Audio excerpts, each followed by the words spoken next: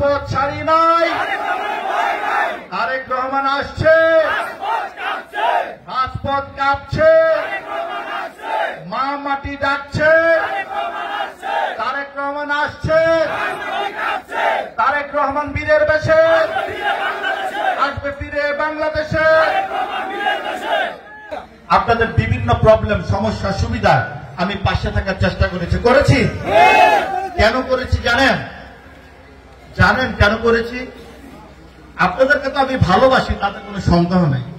আপনাদের প্রতি আমার আন্তরিকতা, ভালোবাসা আছে, তাতেও কোনো সন্দেহ নেই। কিন্তু আমি যা কিছু করেছি, আমাদের নেতা, আমার অভিভাবক, বিএনপির অ্যাক্টিং চেয়ারপারসন জননেতা তারেক রহমানের নির্দেশনায় করেছি। ঠিক আছে? আপনারা মনে রাখবেন, আমি আপনাদেরকে যতটুকু ভালোবাসি, আমাদের নেতা তার থেকে অনেক অনেক অনেক গুণ বেশি ভালোবাসেন।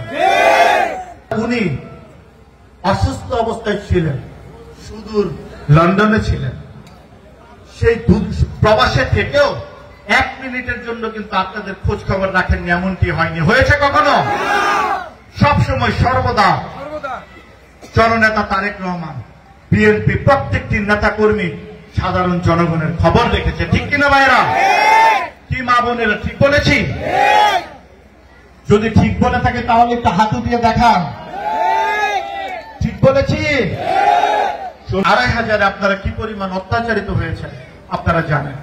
আমি নিজে দেখেছি, আমি ফিল করেছি, আপনাদের পাশে থাকার চেষ্টা করেছি।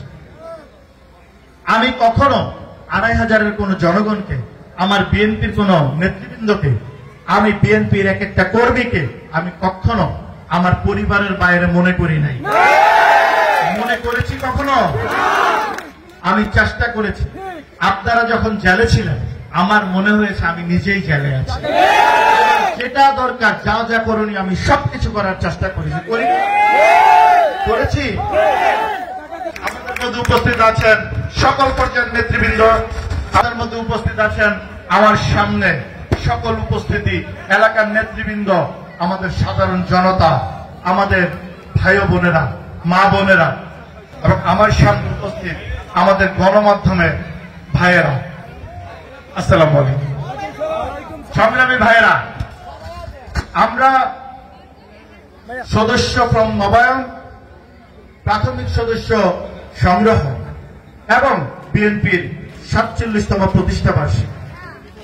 এইখানে বিশগন্ধির সকল পর্যায়ের জনগণ উপস্থিত হয়েছেন। আপনাদের সবাইকে ধন্যবাদ জানাচ্ছি। আমি বিএনপির পক্ষ থেকে, বাংলাদেশ জাতীয়তাবাদী দলের পক্ষ থেকে, আমাদের নেতা, আমাদের রাজনৈতিক অভিভাবক, যিনি বিএনপিকে দেখভাল করছেন, যার বলিষ্ঠ নেতৃত্বে ফ্যাসিস্ট খুনি হাসিনা দেশ ছেড়ে পালিয়েছে, সেই নেতা জননেতা তারেক রহমানের পক্ষ থেকে আপনাদের সবাইকে ধন্যবাদ জানাচ্ছি। সংগ্রামী ভাইয়েরা, সংগ্রামী বোনেরা, আসলে দেখেন, বিগত টাইমে আজকে এমন একটি দিনে আমি অনেক কথা বলতে চাই না, তারপরও 2-1টি কথা চলে আসে। আমরা বাংলাদেশ জাতীয়তাবাদী দল, এই দলের প্রতিষ্ঠা করেছিলেন শহীদ প্রেসিডেন্ট জিয়াউর রহমান, যিনি বাংলাদেশের বহুদলীয় গণতন্ত্রের প্রবক্তা। দীর্ঘদিন আন্দোলন সংগ্রামের মধ্যে দিয়ে সেই এরশাদ বিরোধী আন্দোলন আপনারা দেখেছেন, বিভিন্ন গণ অভ্যুত্থান দেখেছেন। নেতৃত্ব দিয়েছিলেন কে? রাষ্ট্রনেত্রী বেগম খালেদা জিয়া, যার বলিষ্ঠ নেতৃত্বে বাংলাদেশের জনগণকে একসাথে করে ধরে রেখেছিল। তারপরে আপনারা দেখেছেন আমাদের নেতা জননেতা তারেক রহমান কিভাবে দীর্ঘদিন ধরে এই দলকে ধরে রেখেছেন। দেখেছেন না আপনারা? জননেতা তারেক রহমানের বলিষ্ঠ নেতৃত্বে বিএনপি সারা দেশে ঐক্যবদ্ধ, বাংলাদেশের প্রত্যেকটি মানুষ ফ্যাসিস্ট খুনি হাসিনার বিরুদ্ধে ঐক্যবদ্ধ। ঠিক কিনা? নেতৃত্ব দিয়েছিলেন কে? জননেতা তারেক রহমান। ঠিক কিনা? টাউন নাই কেন, নেতৃত্ব দিয়েছিলেন কে বলেন? তারেক রহমান। দেখেন, 17 বছরের গণতান্ত্রিক আন্দোলন, আমাদের দেশে একটি স্বাধীনতা যুদ্ধ হয়েছিল। কত সালে? 1971 সালে। ভাষা আন্দোলন হয়েছিল 52, আর 71 সালে হয়েছিল স্বাধীনতা যুদ্ধ। সেই স্বাধীনতার যুদ্ধে সবচেয়ে বেশি ভূমিকা রেখেছিলেন কে? শহীদ প্রেসিডেন্ট জিয়াউর রহমান, ঠিক কিনা? স্বাধীনতার ঘোষণা দিয়েছিলেন কে? শহীদ প্রেসিডেন্ট জিয়াউর রহমান। ঠিক একটি সুন্দর বাংলাদেশ গড়ার জন্য, সোনার বাংলাদেশ গড়ার জন্য কাজ করেছিলেন কে? শহীদ প্রেসিডেন্ট জিয়াউর রহমান। এবং তিনি সোনার বাংলাদেশ গড়েছিলেন, ঠিক কিনা ভাইরা? তারপরে দেখেন কোন এক সময় দেশটি ফ্যাসিস্টের হাতে চলে গেল, রাক্ষসী বাহিনীর হাতে চলে গেল, পেটুয়া বাহিনীর হাতে চলে গেল, খুনি হাসিনার হাতে চলে গিয়েছিল। 17 বছর গণতান্ত্রিক আন্দোলনের মাধ্যমে, যুদ্ধের মাধ্যমে, সেই আন্দোলন সংগ্রামের মাধ্যমে ফ্যাসিস্ট, খুনি, রাক্ষসী হাসিনা দেশ থেকে বিতাড়িত হয়েছে। সেই আন্দোলনের রূপকার কে ছিলেন? তারেক রহমান।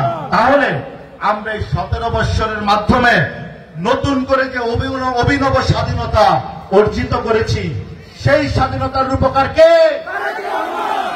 তারেক রহমান। 71-এ স্বাধীনতার ঘোষণা দিয়েছিলেন শহীদ প্রেসিডেন্ট জিয়াউর রহমান। ঠিক গণতান্ত্রিক আন্দোলনের মাধ্যমে যুদ্ধ করে এই 17 বছরের গণতান্ত্রিক যুদ্ধে ফ্যাসিস্ট খুনি হাসিনাকে বিতাড়িত করে নতুন অভিনব যে স্বাধীনতা আমাদের অর্জিত হয়েছে, সেই স্বাধীনতার রূপকার জননেতা তারেক রহমান, ঠিক কিনা ভাইরা? অন্তরে কষ্ট পাবে এরকম কিছু করা যাবে না, ঠিক আছে? তাহলে আমাদের নেতা জননেতা তারেক রহমান কষ্ট পাবেন, ঠিক আছে সংগ্রামী ভাইরা? তাহলে আমাদের দায়িত্ব কি? আমাদের নেতা পছন্দ করবে না, আমাদের নেতা কষ্ট পাবেন, এরকম কিছু আমাদের করা উচিত? জোরে বলেন, উচিত? উচিত না। তাহলে আপনারা এরকম কিছু করবেন, ঠিক তো? আশা রাখতে পারি? হাত তুলে দেখান যে আপনারা কোনো অন্যায় করবেন না। এইখানে আমাদের মা বোনেরা হাত তুলেছে, মা বোনেরা বলছেন যে অন্যায় করবেন না। যখন মা বোনেরা ঠিক থাকবেন, ঘরের যে পুরুষ আছে, যে কর্তা আছে, সেও কোনো অন্যায় করতে পারবে না, ঠিক কিনা? ইনশাল্লাহ।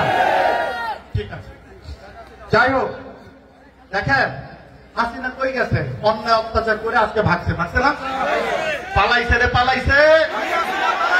খুনি হাসিনা পালাইছে। দেখেন এত অত্যাচার সংগ্রাম, এত কিছু করে কি লাভ?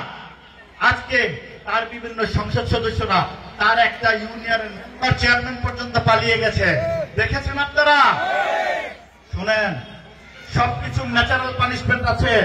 যে অন্যায় করবে, অন্যায়কারীর পানিশমেন্ট হবে।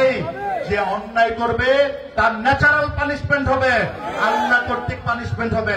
আপনারা দেখেছেন হাসিনার কি অবস্থা, খুনি হাসিনা কিভাবে ভাসছে, দেখছেন তো?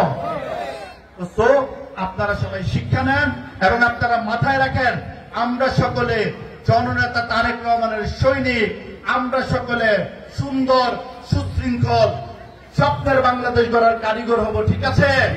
জননেতা তারেক রহমানের পাশে থেকে আমরা সবাই সুশৃঙ্খল সুন্দর বাংলাদেশ, সোনার বাংলাদেশ গড়ার জন্য কাজ করবো ইনশাল্লাহ, ঠিক কিনা ভাইরা?